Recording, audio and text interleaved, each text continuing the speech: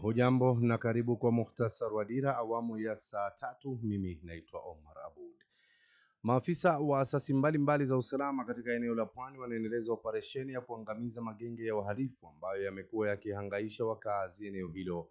Huku operesheni hiyo ikionekana kuzaa matunda, washukiwa 51 wanashukiwa kuwa wanachama wa magenge ya uhalifu wamekamatwa katika kaunti ndogo ya Kisauni, kaunti ya Mombasa. Kulingana na idara ya upelelezi wa makosa ya jinai DCI, operesheni hiyo ililenga maeneo ya kona ya Kisauni, hospitali ya Jocham, Barisheba, Sunlight, Mwandoni, Junda, Cobra, uwanja wa Kadongo. Washukiwa hao waliokamatwa wanadaiwa kuwa sehemu ya magenge almaarufu Panga Boys ambayo huwashambulia wakaazi kutumia mapanga na silaha nyinginezo butu huku wakiwapora mali zao. Rais William Ruto amepata mapokezi ya kishindo katika siku yake ya kwanza ya ziara ya wiki nzima katika eneo la Mlima Kenya, huku maelfu ya wakaazi kutoka Laikipia na Nyeri wakionekana kufurahia ziara yake.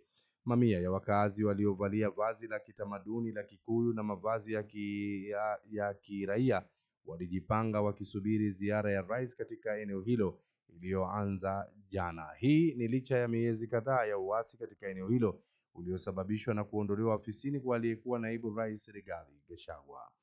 Hatimaye kutoka riba za kimataifa, waasi wa kundi la M23 wameelezea kuwa pande hizo mbili zinalenga kufanya mazungumzo ya moja kwa moja kwa mara ya kwanza tarehe 9 Aprili. Mkutano huo wa Doha utakuwa wa kwanza wa mazungumzo ya moja kwa moja tangu waasi wa M23 kuteka miji miwili mikubwa mashariki mwa Kongo. Afisa mmoja wa Kongo alithibitisha kuwa mazungumzo yamepangwa kufanyika tarehe 9 isipokuwa tu iwepo upande utaenda kinyume na makubaliano hayo. Tamati ya muhtasari wa Dira kwa sasa. Taarifa hizi na nyingine nyingi zidi kuitegea Iqra FM, na mimi endelea kuniita Omar Abud.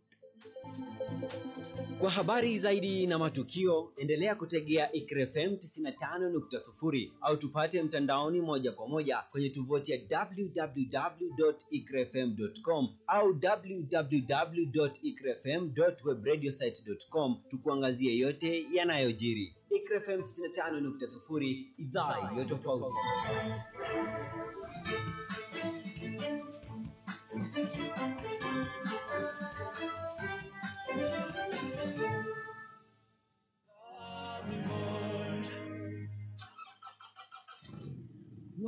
Kwani hii ni gari gani buda?